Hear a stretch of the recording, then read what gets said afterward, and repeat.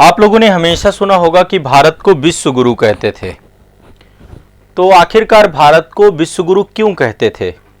विश्व गुरु का मतलब है विश्व का शिक्षक, जो पूरे विश्व को कुछ सिखाए। तो आखिरकार हमारे पास ऐसा क्या था कि हम पूरे विश्व को सिखाते थे, और वर्तमान में हम विश्व गुरु क्यों नहीं है? क्या कोई अन्य देश विश्व गुरु के तौर पे है अभी वर्तमान में? देखो, आज के टाइम पे इकोनॉमिक पावर तो बहुत सारी हैं। चाइना एक अर्थव्यवस्था है, आज जो है अमेरिका एक अर्थव्यवस्था है, लेकिन विश्व को सिखाने के तौर पे भी देखा जाए तो आप खुद पाएंगे कोई ऐसा देश नहीं जो विश्व को कुछ सिखाए। हाँ, पश्चिम में आविष्कार बहुत हुए हैं, पश्चिम में आधुनिकीकरण बहुत हुआ है, लेकिन आज के टाइम पीरियड पे आप देखेंगे तो भारत की स्थिति वैसी नहीं है जैसी प्राचीन काल में थी। तो एक प्रश्न आपका बनता है कि आखिरकार हमें ऐसा क्या था कि हम विश्व गुरु के तौर पे थे, हमारी सभ्यता विश्व गुरु के तौर पे थी। आप सभी को आज मैं कुछ चीजें आपको बताने जा रहा हूं, और इससे आपको एक आइडिया लगेगा कि आखिरकार ये देश विश्व गुरु क्यों कहलाता था। और इससे कई सारे क्वेश्चन आपके जो मेंस में बनेंगे, उन मेंस के क्वेश्चंस को आप सॉल्व कर पाएंगे, और कभी भी आपको कला एवं संस्कृति में भारत एक विश्व गुरु के तौर पे विषय वस्तु लिखनी है तो आप लिख पाएंगे। ठीक है, आने वाले समय पे हम कहते हैं कि 21वीं सदी भारत की होगी, भारत विश्व गुरु होगा। तो एक बार हम इसको समझने का प्रयास करेंगे कि किन किन आयामों पे हम विश्व गुरु के तौर पर थे। जैसे कि भारत एक प्राचीन शिक्षा का केंद्र था। हमारे यहाँ पे विश्व स्तरीय यूनिवर्सिटी हुआ करती थी। जैसे आज हम बात करते हैं ना, जितनी भी बड़े बड़े आपके जो टाइम्स एजुकेशन को लेकर येल यूनिवर्सिटी रैंकिंग आती है, टाइम्स रैंकिंग आती है, तो उसमें हार्वर्ड, कैम्ब्रिज, ऑक्सफोर्ड इस तरीके की यूनिवर्सिटी होती थी। तो आप यदि देखेंगे तो प्राचीन काल में 13 बड़े विश्वविद्यालय थे। हो सकता है आप एक दो विश्वविद्यालय जानते भी हो, मैं यहाँ पे थोड़ा सा कुछ विश्वविद्यालय, और यह एक तरीके से शिक्षा के केंद्र जिसमें विश्व भर से लोग भारत पढ़ने आते थे। नालंदा विश्वविद्यालय के बारे में आपने सुना होगा, मैं भी लिख दूंगा यहाँ पे। तक्षशिला विश्वविद्यालय के बारे में आपने सुना होगा, विक्रमशिला विश्वविद्यालय के बारे में आपने सुना होगा, वल्लभी विश्वविद्यालय भी था, पुष्पगिरी विश्वविद्यालय भी था, उदंतपुरी विश्वविद्यालय भी था, सोमपुरा विश्वविद्यालय भी था, नागार्जुन कोंडा था, वाराणसी था, कांचीपुरम था, है ना, शारदा पीठ था। ऐसे करके कई सारे केंद्र बने हुए थे भारत में, जहां पे शिक्षण प्रशिक्षण का काम उच्च दर्जे का हुआ करता था। ठीक है, विश्व की सबसे प्राचीन और सबसे विकसित सभ्यता भारत में देखने को मिली। तो एक बार हम विश्व शिक्षक के तौर पे कैसे थे, आखिरकार हम पूरे विश्व को क्या सिखा रहे थे, ताकि हम जो है विभिन्न क्षेत्र में विश्व गुरु बन चुके थे। और आर्थिक तौर पे सशक्तिकरण भी उस समय भारत का देखा जा सकता है। तो यदि हम मूल्यांकन करें विश्व गुरु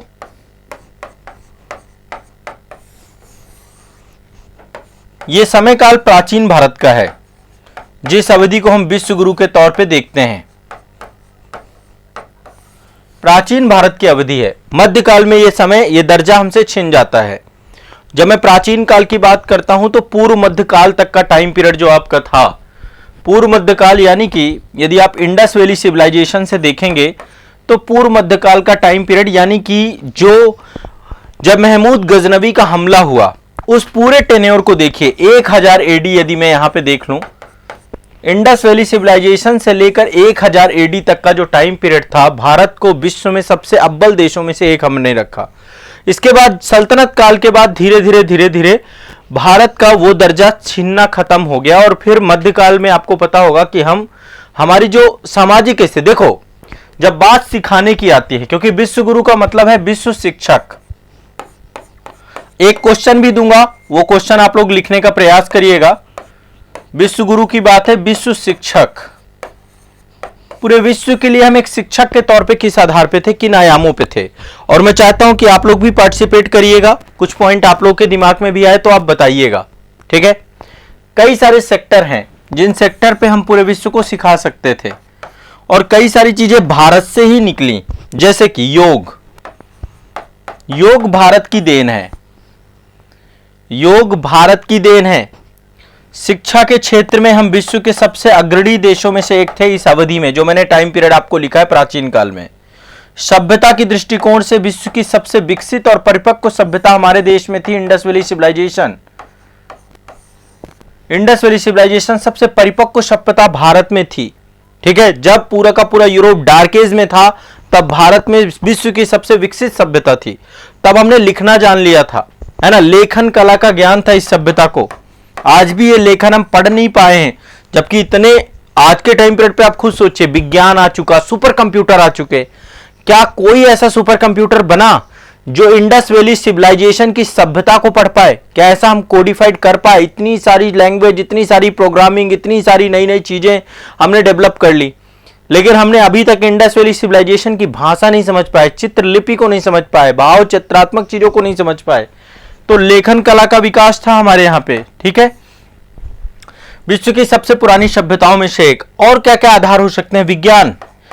विज्ञान के बहुत सारे, हमने कभी कॉपीराइट पेटेंट नहीं कराया, लेकिन विज्ञान के जो हमारे बहुत सारे वैज्ञानिक थे उन्होंने यहाँ पे बहुत सारे कार्य किए। बहुत सारे नए चिकित्सा के क्षेत्र में बहुत सारे हमारे यहाँ पे चिकित्सक थे, और उन चिकित्सकों ने एक ऐसी आयुर्वेद भारत की देन है। आयुर्वेद भारत की देन है। अभी मैं आज बहुत सारी चीजें बताऊंगा, आज आपको भारत के ऊपर बहुत प्राउड होने लग जाएगा। आयुर्वेद दर्शन, 60 दर्शन का सिद्धांत था हमारे देश में। 60 दर्शन का सिद्धांत था, पूरब से पश्चिम तक जो है भारत ने छाप छोड़ी थी। अर्थव्यवस्था पे भी भारत विश्व के अग्रणी देशों में था उस समय। विश्व के कितने आक्रांताओं ने भारत पे हमला किया और भारत ने सबको जगह दी, सबको शरण दी, और बहुत सारे लोग भारत से कितना पैसा लूट के ले गए यहां से। तो अर्थव्यवस्था के क्षेत्र में भी हम अग्रणी थे। धर्म के क्षेत्र में बहुत सारे धर्मों की जननी भारत है, बहुत सारे धर्मों का उद्भव भारत में हुआ, और भारत में जो विविधता विकसित हुई, सभी धर्मों को हमने यहां पर प्रवेश दिया, सभी को स्थान दिया। तो जब आप एक एक पॉइंट आप देखेंगे ना, तो आपको आइडिया लग जाएगा विश्व की सबसे परिष्कृत भाषा, विश्व की सबसे ज्यादा बोली जाने वाला भाषा, विश्व की सबसे प्राचीन भाषा भारत में ही थी। भाषा कौन सी भाषा? संस्कृत भाषा, यह भी आधार रही है। तो आज का सेशन भारत के नाम है, भारत के गौरव के नाम है, और मेरा प्रयास रहेगा कि मैं भारत की संस्कृति को, भारत के गौरव को आप लोगों को समझा पाऊं, आप लोगों को बता पाऊं। सबसे पहले विश्व की प्रथम भाषा संस्कृत कहां से आई? विश्व की प्रथम भाषा का दर्जा भी प्राप्त है संस्कृत को, विश्व की प्रथम भाषा। आज जो कंप्यूटर की जितनी भी कोडिंग है उसमें संस्कृत का बहुत बड़ा रोल है। विश्व की प्रथम भाषा संस्कृत भारत में ही हुई। ठीक है, दुनिया की सबसे पहली लिपि भारत में विकसित हुई। प्रथम लिपि ब्राह्मी लिपि, ब्राह्मी लिपि। दरअसल बस यह है कि कभी हमने इस गौरव को समझा नहीं, और इस गौरव को हमने धीरे धीरे भुला दिया, इसलिए गड़बड़ हो गया। नहीं तो देखिए संस्कृत कितने लोग बोलते हैं, ठीक है, जबकि इसका स्वरूप इतना बड़ा है। ठीक है, सबसे पहले व्याकरण लिखा गया, पाणिनि ने एक पुस्तक लिखा अष्टाध्यायी, उसमें पूरी की पूरी संस्कृत की व्याकरण निकल के आई। महर्षि पाणिनि के द्वारा पूरी संस्कृत की व्याकरण बनाई गई, है ना, पाणिनि। आप ये जितने भी महान महान लोग थे, जितने भी हमारे ऋषि मुनि थे, इनका जरूर आप जिक्र करेंगे। महर्षि पाणिनि की एक बुक है अष्टाध्यायी, अष्टाध्यायी। इस पुस्तक में इन्होंने पूरी भाषा निकाल दी, जो महेश्वर सूत्र हैं और उन सबको लेकर के। तो विश्व भर में सबसे प्राचीनतम भाषाओं में से एक है, और ये लगातार 1100 एडी तक ये भाषा भारत में प्रचलित रही, बहुत प्रचलित रही। इस्लाम के आगमन के बाद जो है कहीं ना कहीं पे ये भाषा आपकी कमजोर हो जाती है। विश्व का पहला विश्वविद्यालय, प्रथम विश्वविद्यालय भारत में ही बना, प्रथम विश्वविद्यालय। मैं विश्वविद्यालयों की पूरी लिस्ट बना रहा हूं, आप लोग लिखते जाना, है ना, बात के लिए मत रखना, साथ साथ लिखते जाना सभी लोग, हाँ लिखते जाना। अभी इस पे एक करते, विश्व की प्रथम भाषा, विश्व का प्रथम विश्वविद्यालय नालंदा विश्वविद्यालय और तक्षशिला विश्वविद्यालय, ये प्राचीनतम विश्वविद्यालय में से एक है। विश्व का प्रथम विश्वविद्यालय तक्षशिला को माना जाता है। तक्षशिला ये आपका पेशावर में पड़ता है, अब तो पाकिस्तान में है, पहले ये फिरोजपुर पेशावर वाले क्षेत्र में था। यहां पे आज चाणक्य, चंद्रगुप्त मौर्य, चाणक्य यहां के शिक्षक थे, मौर्य, जीवक, ये बहुत सारे लोग हैं जो इस विश्वविद्यालय से पढ़े, जो इस विद्यालय से जुड़े। इसकी जानकारी, तक्षशिला की जानकारी हमें रामायण में मिलती है, ठीक है, रामायण में मिलती है, ऋग्वेद में भी चर्चा मिलती है इसकी। विश्व भर के कई देशों के विद्यार्थी तक्षशिला पढ़ने आते थे, समझिए आप बात। अच्छा, एक बहुत मजे की बात, जो हम राजनीतिक विचारधाराओं की बात करते हैं, विश्व का पहला गणतंत्र भारत में ही था। विश्व का प्रथम गणतंत्रात्मक व्यवस्था, प्रथम गणतंत्रात्मक व्यवस्था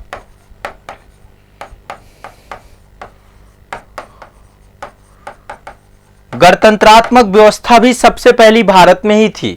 यह भी शायद आप लोगों को पता है, आप सब जानते हो, ऐसा नहीं है कि आप नहीं जानते ये बातें, लेकिन बस ये कि ये बातें आपको अपने दिमाग में बैठानी है। 8 गणतंत्र थे उस समय, है ना, 8 गणतंत्र थे। बुद्ध के समय पे 16 महाजनपद थे और 8 गणतंत्रात्मक राज्य थे।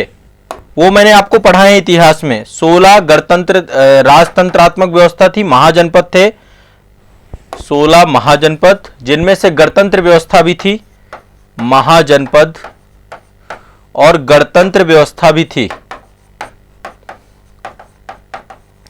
16 महाजनपद भी थे। प्रथम गणतंत्रात्मक व्यवस्था भारत में थी, यानी यहां पे चुनाव होता था, जनता द्वारा चुने हुए लोग होते थे।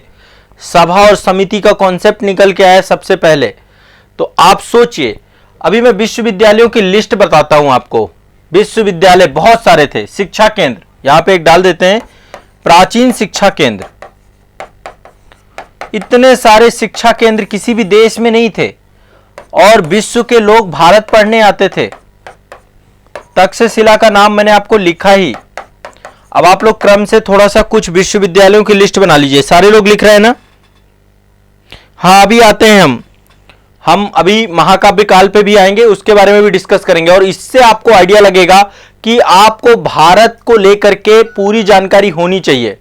ठीक है, भारत को लेकर आप में से बहुत सारे लोगों को जानकारी नहीं होती है, फिर कभी भी कोई भी बहस होती है तो उस बहस में आप फंस जाते हैं। ठीक है, इसलिए विश्व गुरु के तौर पे ये देश कैसे बना, कैसे कौन कौन सी वो संस्थाएं थी जिन्हें इन्होंने इसे विश्व गुरु बनाया।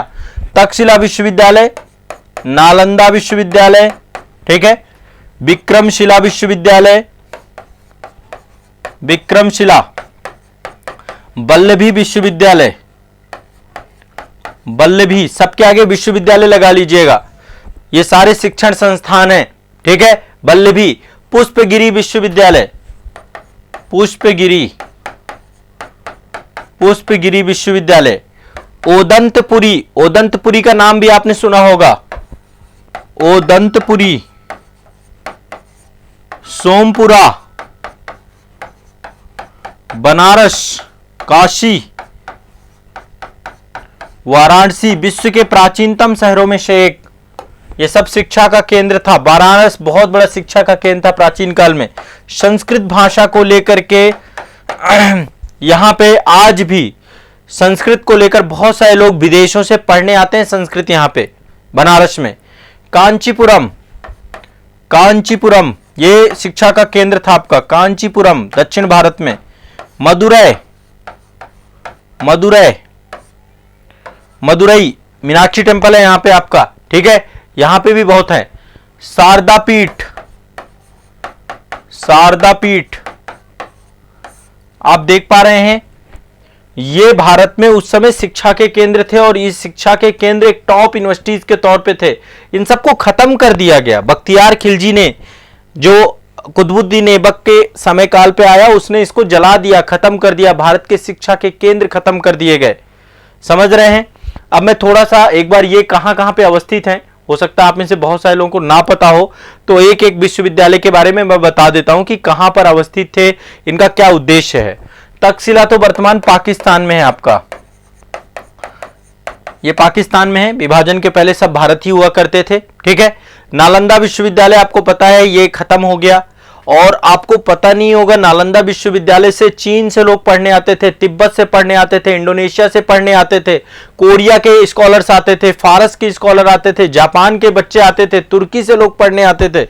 आप सोचिए, कुमारगुप्त के द्वारा इसको स्टैब्लिश किया गया था। लगभग 300 से ज्यादा क्लासरूम थे यहां पर। 9 मंजिला लाइब्रेरी थी यहां पर, बहुत बड़ी लाइब्रेरी थी। उस लाइब्रेरी को जला दिया गया पूरा का पूरा। उसमें कितना साहित्य था, कितनी भी जानकारी थी, सब कुछ था। बौद्ध साहित्य का बहुत बड़ा केंद्र था आपका, है ना। ऐसे ही तक्षशिला भी था आपका। तक्षशिला बहुत ही प्राचीन है, पाकिस्तान में है। विश्व के अलग अलग क्षेत्रों से यहां पे पढ़ने आते थे लोग। और प्राचीन काल में केंद्र भी था। कुषाण काल के टाइम पीरियड पे आयुर्वेद की शिक्षा, नीति शास्त्र की शिक्षा, भूगर्भ शास्त्र की शिक्षा, सैन्य प्रशिक्षण, राजा निकले यहां से, शासक बने यहां से। 64 विषयों की शिक्षा उस टाइम पीरियड पे दी जाती थी। तो ये शिक्षण केंद्र यदि नहीं खत्म किए जाते तो शायद भारत कुछ और होता। ये नालंदा आपका बिहार में है, भारत में आपका अवस्थित है, ठीक है। विक्रमशिला धर्मपाल के द्वारा बनवाया गया था। धर्मपाल, ये पाल वंश का शासक था। भागलपुर जिला पड़ता है बिहार में, वहां पर अवस्थित है। भागलपुर बिहार में आपका ये पूरा का पूरा था। पाल शासक धर्मपाल के द्वारा बनाया गया आपका। देश विदेश से छात्र यहां भी पढ़ने आते थे और आज पर्यटक स्थल के तौर पे भी है। बल्लभी आपका गुजरात में पड़ता है। बल्लभी आपका कहां पड़ता है? गुजरात में, ठीक है। 470 एडी के आसपास इसका निर्माण कराया गया। बहुत बढ़िया से शानदार इमारत है, लेकिन अभी धीरे धीरे खत्म होती गई। अभी भी ये आपका है, बहुत सारे लोग घूमने यहां पर जाते हैं। पुष्पगिरी आपका उड़ीसा में अवस्थित है। सम्राट अशोक के द्वारा बनाया गया था ये उड़ीसा। तो ये भी एक प्राचीन शिक्षा के केंद्र के तौर पे था। सम्राट अशोक ने इसको बनवाया, इसलिए प्राचीन शिक्षा के केंद्र के तौर पे था। ओदंतपुरी विश्वविद्यालय भी बिहार में अवस्थित है। पाल शासकों के द्वारा बनवाया गया इसको, बिहार में, ठीक है। उदंतपुरी कहां पर है? बिहार में अवस्थित है, ठीक है। इसके अलावा सोमपुरा महाविहार था आपका। इसकी भी स्थापना पाल राजाओं के द्वारा कराई गई थी और यह भी काफी फैला हुआ था, बौद्ध शिक्षा का केंद्र था आपका। यह भी आपका बिहार वाला क्षेत्र, बंगाल बिहार वाला रीजन पहले एक ही हुआ करता था सारा का सारा। यह तो आपका उत्तर प्रदेश में प्राचीन केंद्र था आपका शिक्षा का, ठीक है। कांचीपुरम आपका दक्षिण भारत में एक प्राचीन केंद्र था। एक नागार्जुन कोंडा भी था। यहां पे एक विश्वविद्यालय और है, नागार्जुन कोंडा। नागार्जुन कोंडा ये आपका आंध्र प्रदेश में अवस्थित था, आंध्र प्रदेश में, ठीक है। नागार्जुन कोंडा प्राचीन स्थल था और शिक्षा का केंद्र भी था। यहां पे बहुत सारे स्कॉलर्स आते थे विदेशों से पढ़ने के लिए, नागार्जुन कोंडा में, ठीक है। ये सारे आपके दक्षिण भारत के हैं। कांचीपुरम विश्वविद्यालय तमिलनाडु में अवस्थित है। तमिलनाडु, मदुरई आपका तमिलनाडु में अवस्थित है। शारदा पीठ जो आपका है, ये मतलब आपका बहुत कुषाण काल में शिक्षा का प्रसिद्ध केंद्र होता था। ये कश्मीर में आपका अवस्थित है, किशनगंगा नदी के पास। शारदा पीठ आपका कश्मीर में अवस्थित है, कश्मीर में अवस्थित है आपका, ठीक है। और एक और शिक्षा का केंद्र था मणिखेल विश्वविद्यालय। मणिखेल विश्वविद्यालय, यह विश्वविद्यालय कर्नाटक में स्थित था और बहुत ही इंपॉर्टेंट था। मणिखेत, माफ करिएगा, मणिखेत कर्नाटक में था। इतने सारे शिक्षा के केंद्र जिस देश में अवस्थित होंगे, आप समझ सकते हैं कि यहां पर ज्ञान का क्या स्थिति होगा। ये सब नष्ट कब हुए? ये सब हुए 12वीं शताब्दी के बाद। ये सारे नष्ट होने चालू हो गए। इसलिए हमारा देश जो विश्व गुरु कहलाता था, आज के टाइम पे अभी उस स्तर के शिक्षण केंद्र हमने नहीं बना पाए जिस स्तर के शिक्षण केंद्र होते थे। गुरुकुल परंपरा चलती थी यहां पे। वैदिक काल से लेकर बौद्ध काल तक शिक्षा की काफी व्यवस्थाएं थी, हर तरीके की शिक्षा होती थी। लेकिन जैसे इस्लाम का आगमन हुआ, उसके बाद इन प्राचीन धरोहरों को नष्ट किया जाने लगा, शिक्षा व्यवस्था को बर्बाद किया जाने लगा। बख्तियार खिलजी ने वैदिक शिक्षा और बौद्धकालीन शिक्षा को पूरी तरीके से नष्ट कर दिया और इनके आज अवशेष ही देखने को मिलते हैं, ठीक है। इसलिए भारत विश्व गुरु था उस टाइम पीरियड पे। अब आपको समझ में आ रहा होगा। डॉक्टर भीमराव अंबेडकर कहते हैं कि शिक्षा शेरनी का दूध है, जो पिएगा वो दहाड़ेगा। ये शब्द बहुत सामान्य नहीं है। डॉक्टर भीमराव अंबेडकर इस भारत के सबसे एजुकेटेड पर्सन में से एक थे। है ना, कितनी सारी बड़ी बड़ी डिग्रियां जो आज तक आप सोचो कभी उनकी डिग्रियां लिखने बैठ जाओ 4 लाइनों में डिग्रियां लिख पाओगे आप उनकी। कैम्ब्रिज विश्वविद्यालय, ऑक्सफोर्ड, बड़े बड़े विश्वविद्यालयों से पढ़े हुए वो पर्सन है। कोलंबिया विश्वविद्यालय, कहां कहां से उन्होंने जो है डॉक्टरेट की जो है डिग्री प्राप्त की है। तो ऐसा पर्सन, इकोनॉमिस्ट बहुत बड़े थे, कानून के ज्ञाता बहुत बड़े थे वो।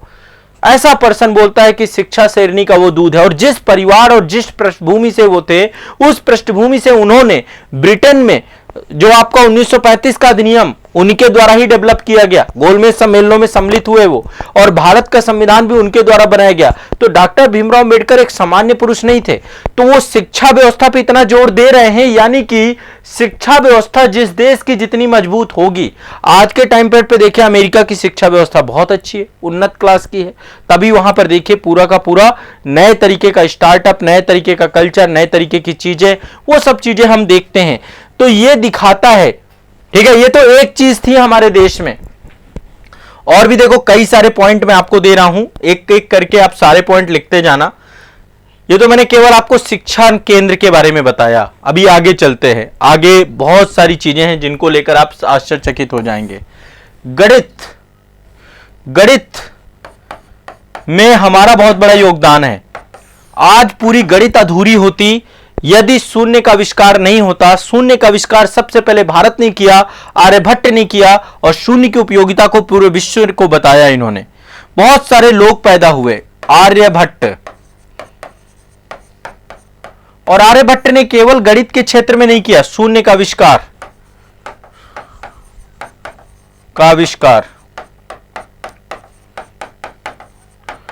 बाकी और बहुत सारे लोग, भास्कराचार्य हुए, रामानुजम हुए, जिन्होंने गणित के क्षेत्र में बहुत सारे काम किए। पूरे विश्व में खरबों की संख्या का पता केवल शून्य से हो गया। तो आप समझ सकते हैं कि भारत कैसा था।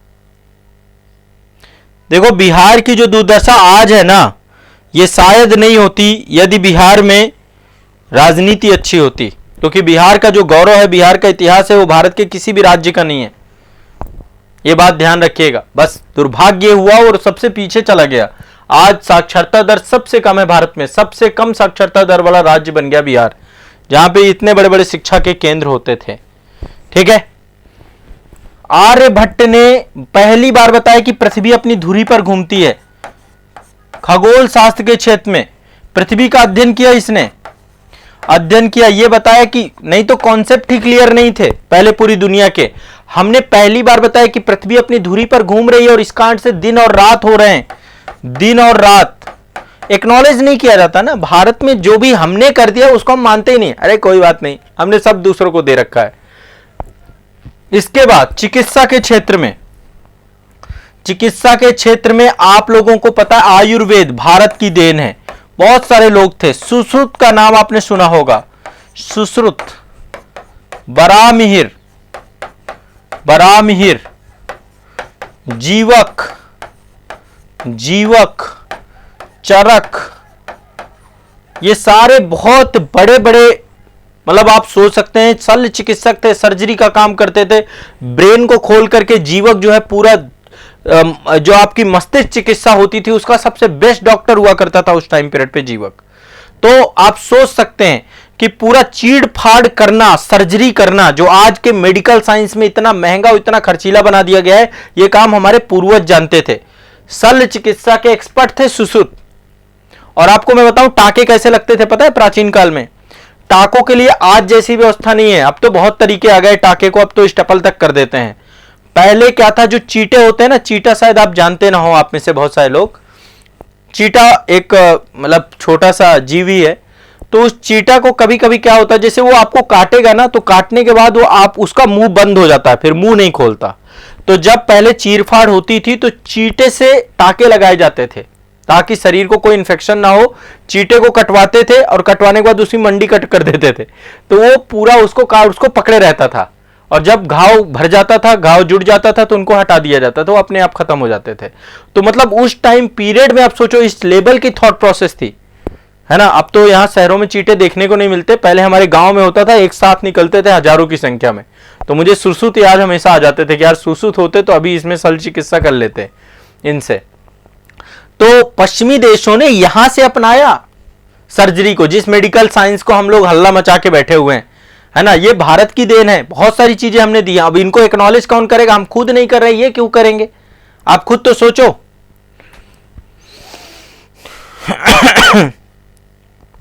हाँ,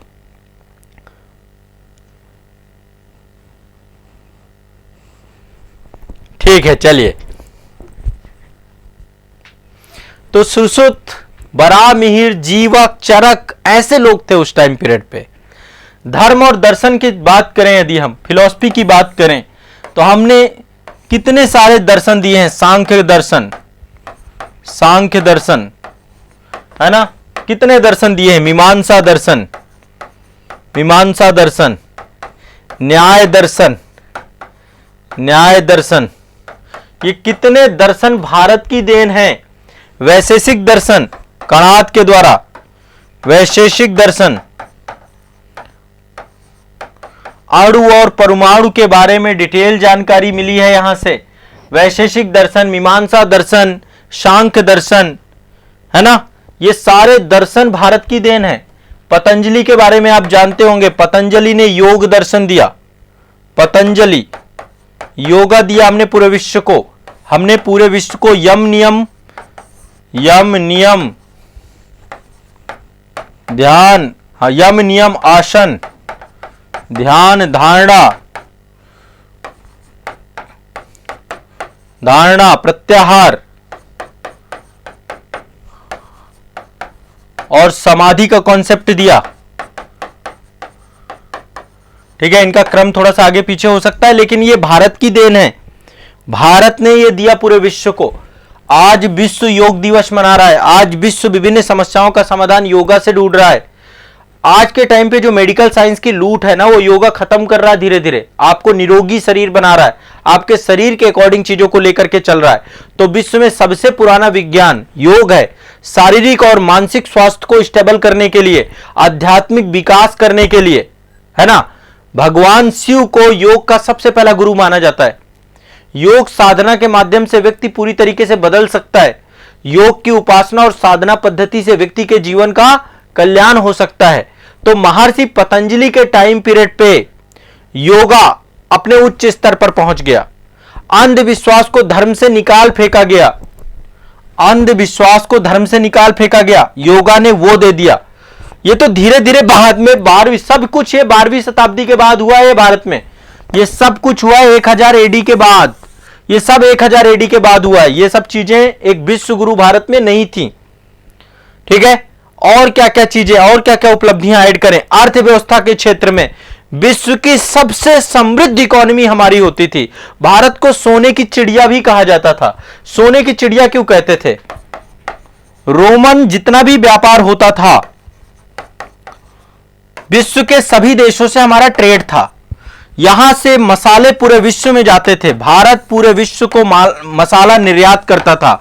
एक निर्यातोन्मुखी अर्थव्यवस्था थी। तो पूरे विश्व का जितना भी सोना था, रोम का जितना भी सोना था, वो भारत में आ गया। अरिकमेडु बंदरगाह, Periplus of the Erythraean sea, natural history में प्लिनी लिखता है कि रोम ने अपना पूरा सोना जो है भारत में भर दिया।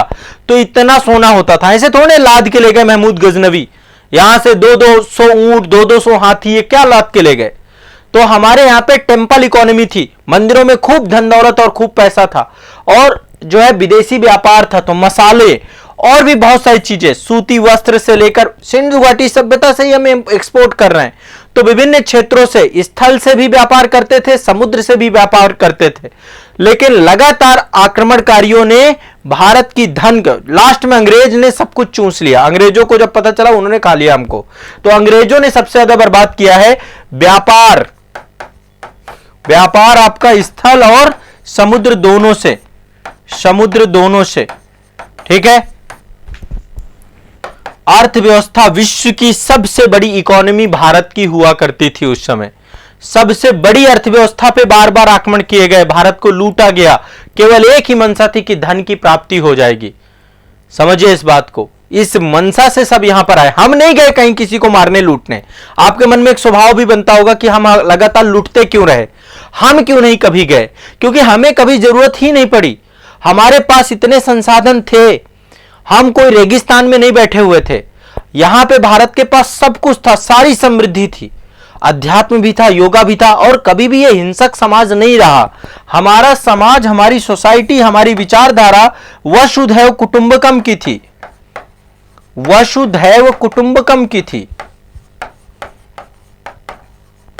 अब जो वसुधैव कुटुंबकम की विचारधारा है, वो विचारधारा कभी भी युद्ध की विचारधारा नहीं थी। एक युद्ध होने के बाद, कलिंग के युद्ध के बाद, अशोक ने युद्ध नीति को ही त्याग दिया। यह ऐसा देश था जहां युद्ध नीति नहीं थी, तो हम कैसे किसी देश पे आक्रमण कर देते?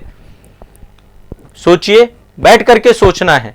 इस देश की नीति, हम देश के अंदर आपस में संघर्ष करते रहे, वही हमारे पतन का कारण बना, वही एकता का अभाव हमारे पतन का कारण बना।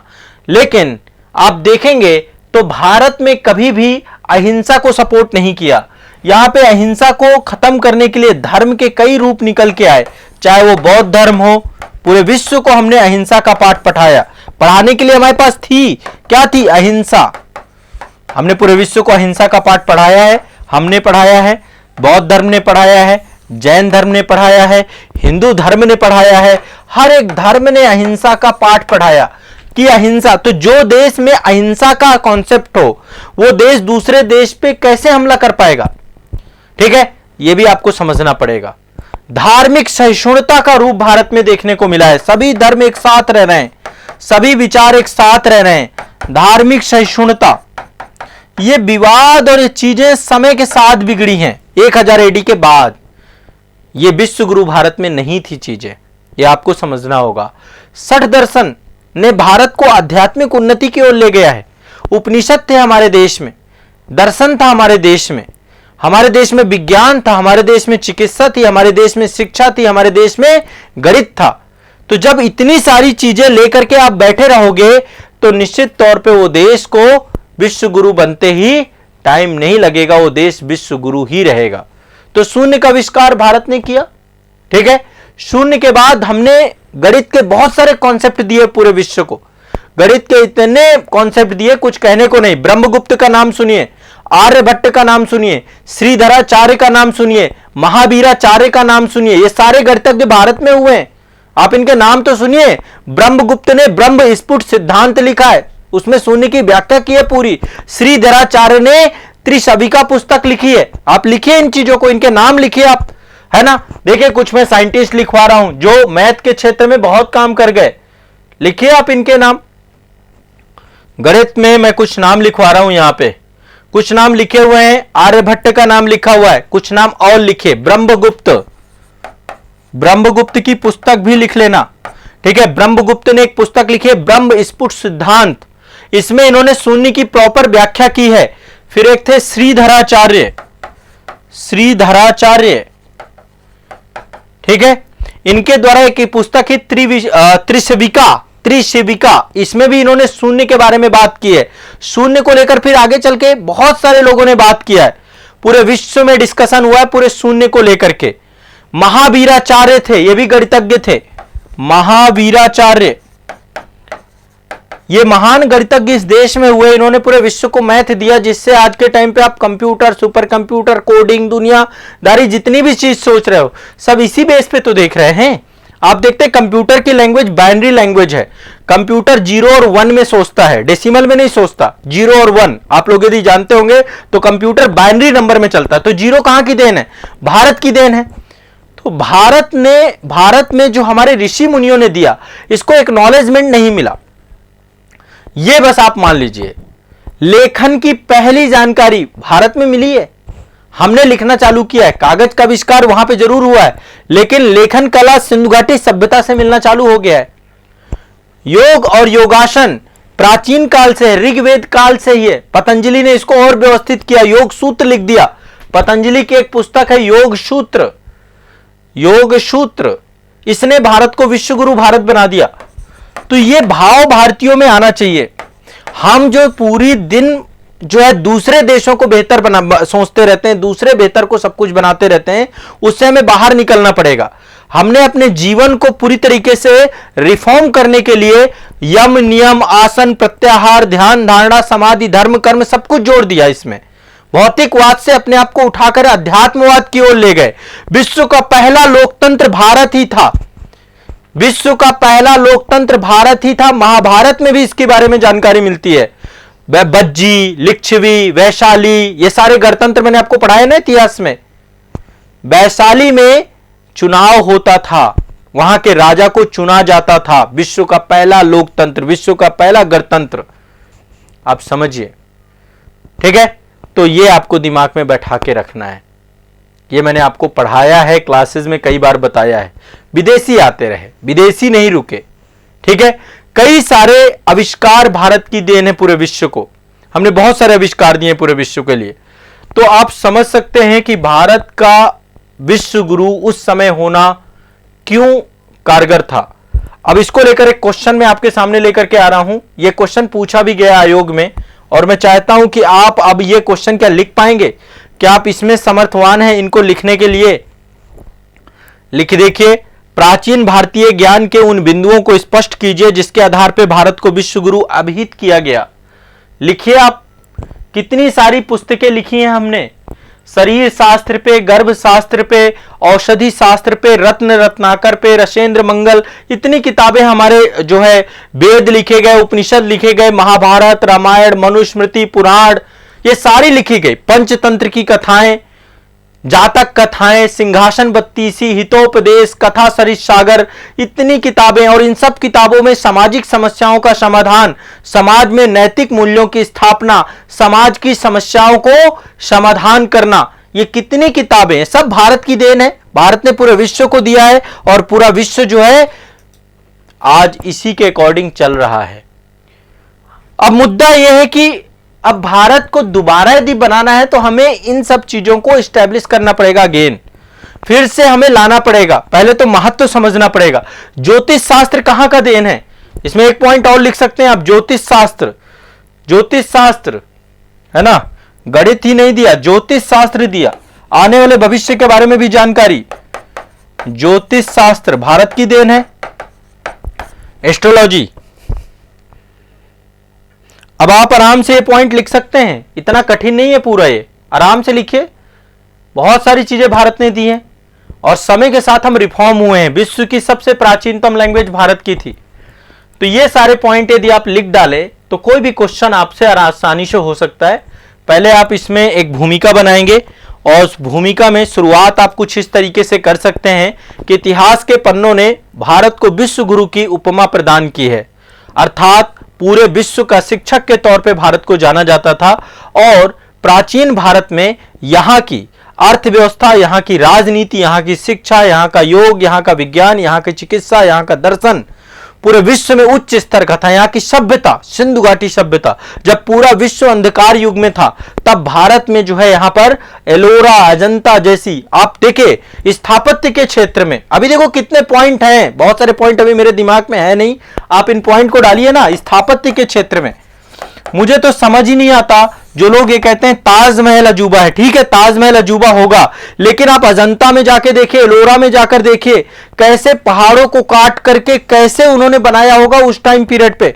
कैलाश मंदिर एलोरा का कोई अजूबे से कम नहीं है, वो भी एक अजूबा था। और किस समय अवधि काल में राष्ट्रकूट शासकों के द्वारा उसको बनवाया गया।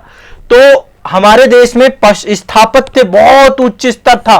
कैलाश मंदिर देखिए, जितने भी तमिलनाडु के बड़े बड़े मंदिर हैं, कला शैलियां देखिए, गुप्त काल में मंदिर बनने लग गए, आपके मूर्तियां बनने लग गई, गंधार कला शैली, ये मूर्ति, मंदिर, सब कुछ आएगा इसमें। स्थापत्य विश्व स्तरीय स्थापत्य था, विश्व में आपको कहीं मिलेगा ही नहीं। मंदिर, मूर्तियां, आप जब एक्सप्लोर करेंगे अपने देश को और प्राचीन काल में आप देखोगे स्थापत्य को, तो आप आश्चर्यचकित रह जाओगे। यह हमारे देश में था। तो स्थापत्य के क्षेत्र में नंबर 1 है, ठीक है।